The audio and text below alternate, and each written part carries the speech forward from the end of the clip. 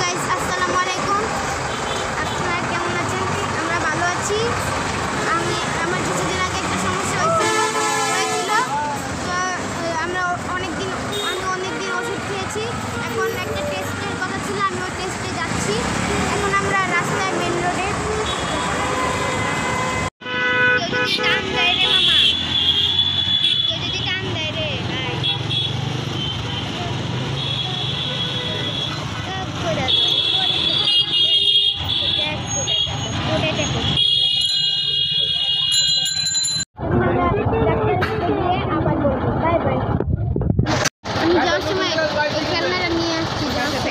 বাসা থেকে আমরা এখন রাস্তায় আছি। আমরা এখন যাচ্ছি মেডিনেট হসপিটালে। রাতের ভিউটা অনেক সুন্দর, তাই না? জানি। হ্যাঁ, রাতের ভিউটা খুব সুন্দর। আমরা এখন মেডিনেটে আসলে ডক্টর রাতেই বসে। আলট্রাসাউন্ড করেছে ম্যাম, উনি রাত 8টা থেকে বসে, এর জন্য আমরা রাতেই বের হয়েছি 7:30টায়। তো আমরা এখন যাচ্ছি। রাতের ভিউটা কিন্তু খুব সুন্দর। তো তোমাদের সাথে হসপিটালে গিয়ে দেখা হবে। Bye bye guys. আমার আম্মু আমাকে এখন হসপিটালে নিয়ে যাচ্ছে। রাতের ভিউটা আমার কাছে খুব ভালো লাগতেছে। আজকে অনেকদিন পরে বের হয়ে অনেক ভালো লাগতেছে। প্রতিদিনই বের হই আমরা, কিন্তু সেটা হচ্ছে মাদ্রাসায় যাওয়ার উদ্দেশ্যে। কিন্তু মাদ্রাসায় যাইতে আমার ছেলের একদমই ভালো লাগে না।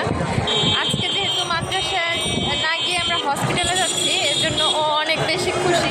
তো আমার অনেক টেনশন লাগতেছে যে টেস্টের পরে রিপোর্ট কী আসবে, ডক্টর দেখানোর পরে ডক্টর কী বলবে, সেটা আমার অনেক টেনশন লাগতেছে। কিন্তু আমার ছেলের এগুলো নিয়ে একদমই টেনশন নাই। ও অনেক ফ্রি হ্যাপি, কারণ ও রাতে বের হইতে পারছে বাসা থেকে, এর জন্য। ঠিক আছে, তাহলে হসপিটালে গিয়েই দেখা হচ্ছে।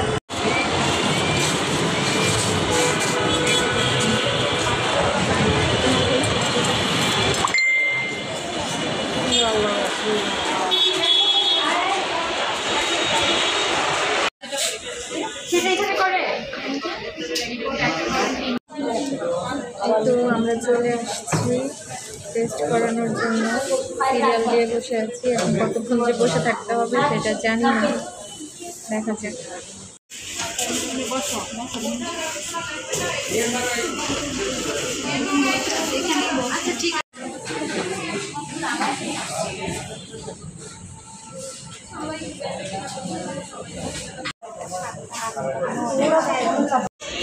কথা বলো।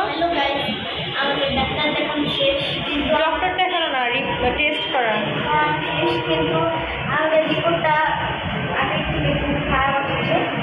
খুব খারাপ আসে নাই, আগের থেকে একটু খারাপ আসছে। আবার ডক্টর দেখাবো, মেডিসিন খেলে ঠিক হয়ে যাবে। টাকা দাও। চলো রিক্সা নেই। রিক্সা ঠিক করো। কেন? ও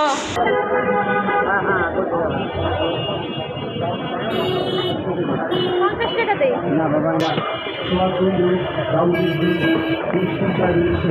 আমরা এখন যাচ্ছি বাসায়। তো এখন দেখতে থাকো। এখন আমরা বাসায় যাচ্ছি। এই তো আমরা আবারও রিক্সা নিয়ে নিয়েছি বাসায় যাওয়ার জন্য। বাসায় যাচ্ছি। আমাদের অনেকক্ষণ অপেক্ষা করতে হয়েছে টেস্টটা করার জন্য। আজকে ভিডিওটা তাহলে এখানে শেষ করে দাও।